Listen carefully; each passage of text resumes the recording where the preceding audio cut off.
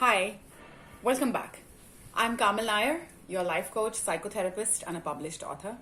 Every week, I bring an exciting topic forward for discussion and share some very interesting insights which can help you imbibe that in your life. Today's topic is very close to my heart. In fact, it's one of my favorite. The topic is life before and after marriage. Well, I can talk a lot about this because I'm obviously married, so I have lived both the sides of the life. And I have often noticed that the moment you discuss about marriage, people who are single immediately run away. Somehow, people today have started perceiving marriage as a burden, and that really makes me feel sad. And therefore, I thought for everyone out there who's in a relationship and a happy one, or maybe a relationship which needs work, can listen to me today and bring about the small changes that I'm going to talk about and see how your relationship turns out to be a beautifully satisfying and a fulfilling one. So let's understand what happens in a life before marriage. You're obviously responsible only to yourself, so life has more freedom. We obviously are also a little reckless with our freedom sometimes and irresponsible and carefree. But keeping that aside, sometime, somewhere, we begin to feel the emotional vacuum. And therefore, we start yearning for a relationship. That's how maybe we all get into a relationship. We all want to feel committed, loved, and understood, and also feel emotionally secure. That's the reason why most people get into relationships and marriage even happen. So, what changes this bit after marriage? In marriage, suddenly what comes into play are all the adjustments and compromises that both the people have to do, which means both the partners. And that begins to put some pressure on your relationship.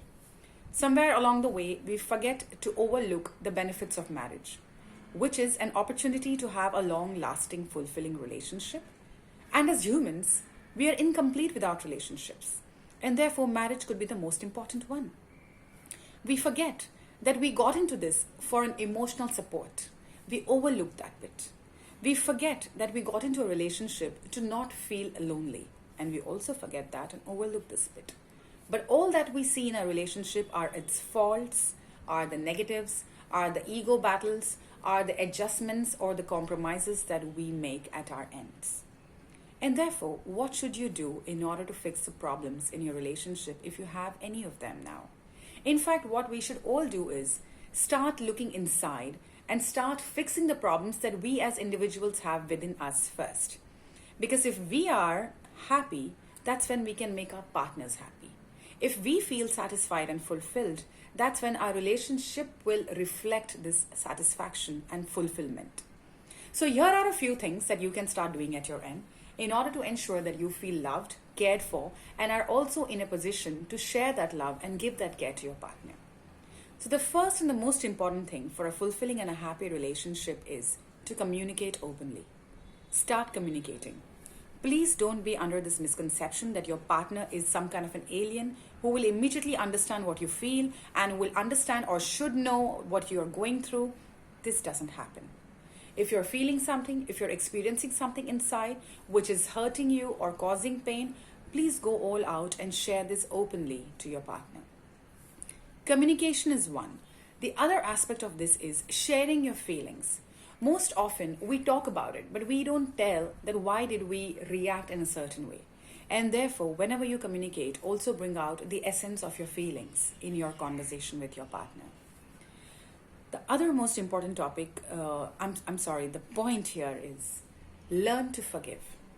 If you want your relationship to be fulfilling and enjoyable, it's important to learn to forgive. Only when we start learning to forgive do we become the larger person in the relationship, and that's what will really change your love life. Another important thing in this whole mad world of the 21st century, we are so bogged down with so many gadgets, television time, and everything else that we've completely forgotten to spend quality time with our partners. When we say quality time, it doesn't mean that you sit down on a couch, plonk yourself in there, and watch a movie mindlessly. It means that you spend some mindful time with your partner. Have a cup of coffee every evening, or wake up and share a good breakfast where you're conversing, talking, sharing, communicating all that you want to, and make this a daily exercise. Over and above this, lately what I have started doing is doing a recreational activity which I love to do with my partner. And this greatly bonds this relationship. truly, and it works like a magic. So if you like to do something, make it a habit, make it a ritual to do it more often with your partner. So it becomes like a activity that you both enjoy and then you both can look forward to. And last but not the least, the essence of everything, the essence of all relationships starts with you feeling happy, you loving yourself. If you love yourself, if you start putting yourself ahead and caring for yourself, you will automatically start seeing the happiness within you, and that's when you will exude happiness outside. Therefore, love yourself and care for yourself. With that, I'm saying bye for now, but I will be back with more interesting topics. Until then, if you have any insight or any topic that I should address, feel free to email it to me on coach@kamalnair.com. My website's name is www.kamalnair.com. I'll be looking forward to hearing from you. Until then, stay happy and feel loved.